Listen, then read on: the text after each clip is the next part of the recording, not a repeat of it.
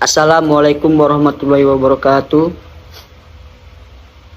Innal hamdalillah nahmaduhu wa nasta'inuhu wa nastaghfiruh wa na'udzu billahi min syururi anfusina wa min sayyiati a'malina may yahdihillahu fala mudhillalah wa may yudhlil fala hadiyalah.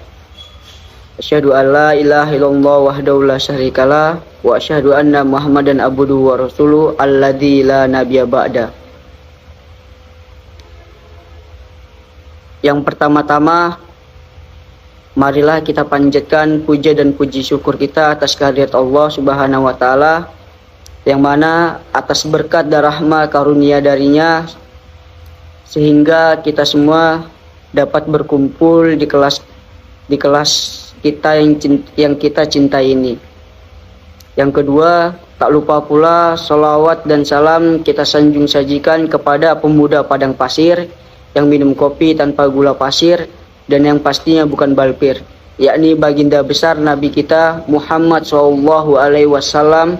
Allahumma sholli ala sayyidina Muhammad, yang mana ia telah membawakan kita semua dari zaman naik sepeda hingga ke zaman naik kereta, dari zaman makan roti hingga ke zaman makan Krabby Patty, dari zaman kegelapan hingga ke zaman terang benderang. Hadirnya kami di sini ingin mempresentasikan makalah kami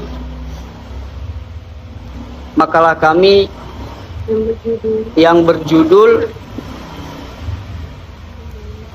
Ruang Lingkup Manajemen Bisnis. Apa sih itu ruang lingkup manajemen bisnis?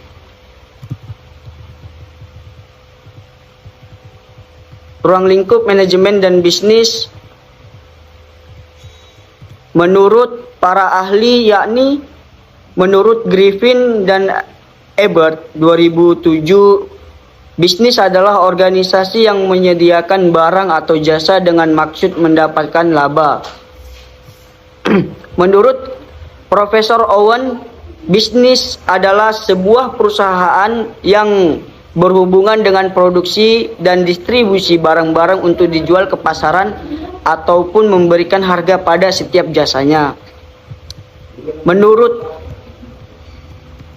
Hooper, bisnis adalah segala keseluruhan kompleksitas yang ada pada berbagai bidang seperti penjualan, dalam kurung commerce, dan industri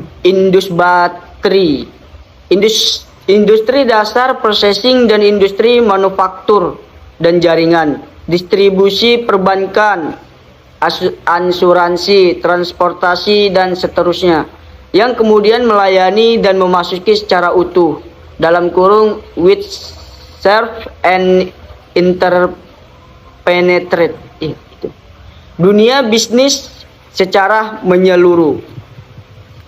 Menurut Merriam-Webster, bisnis adalah suatu aktivitas pembuatan atau pembelian dan penjualan barang dan jasa yang kemudian dipertukarkan dengan uang, kerja atau aktivitas yang merupakan bagian dari pekerjaan, jumlah aktivitas yang telah diselesaikan oleh sebuah toko, perusahaan, pabrik, dan lain-lain.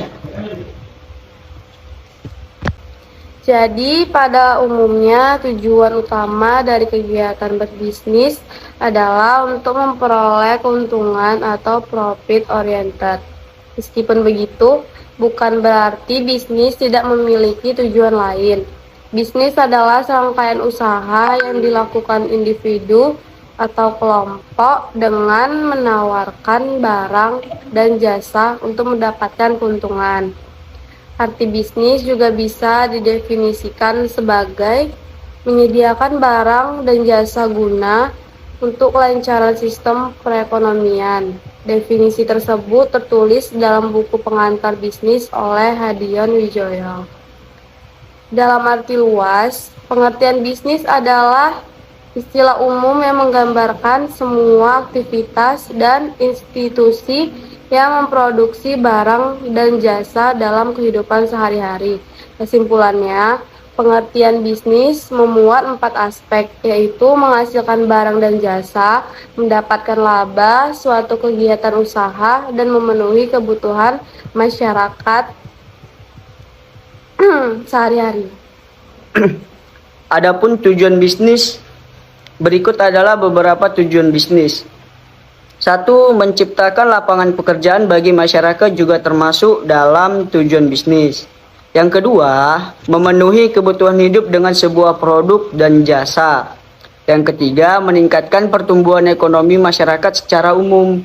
Yang keempat, memberikan kesejahteraan bagi pemilik faktor produksi dan masyarakat. Yang kelima, menjaga eksistensi perusahaan dalam jangka waktu panjang. Jenis-jenis bisnis, yang pertama bisnis agraris. Bisnis agraris adalah sektor usaha yang paling banyak ditemukan di Indonesia. Bisnis ini mencangkup usaha, contohnya pertanian, perkebunan, perikanan, dan peternakan. Kedua, bisnis industri. Bisnis industri adalah aktivitas untuk menghasilkan barang dari pengolahan bahan baku menjadi barang setengah jadi, kemudian diolah lagi menjadi barang jadi. Ketiga, bisnis perdagangan. Bidang perdagangan adalah kegiatan utamanya melakukan transaksi jual beli barang untuk tujuan memperoleh laba. Uang jadi alat ukur dalam transaksi jual beli. Contohnya toko kelontong, kios, agen, hingga distributor. Keempat, bisnis sektor jasa. Bisnis jasa adalah usaha yang bergerak di bidang pelayanan. Usaha ini akan memberikan layanan untuk dibutuhkan orang lain, contohnya bimbingan belajar, rumah sakit, transportasi, hingga pelatihan. Kelima, bisnis sektor pertambangan. Bisnis pertambangan adalah usaha yang sangat menguntungkan karena bisa menyumbang pendapatan negara secara signifikan. Contohnya bisnis batu bara, emas, minyak bumi, pasir, bebatuan, hingga beberapa galian mineral. Keenam, bisnis pariwisata. Bisnis pariwisata adalah usaha yang memanfaatkan alam, tataan sosial, adat, dan kesenian sebagai daya tarik untuk wisatawan. Mungkin hanya itu saja. Sekian presentasi kami. Bila ada kesalahan mohon dimaafkan, bila ada yang sayang mohon diungkapkan. Billahi taufik wal hidayah. Wassalamualaikum warahmatullahi wabarakatuh.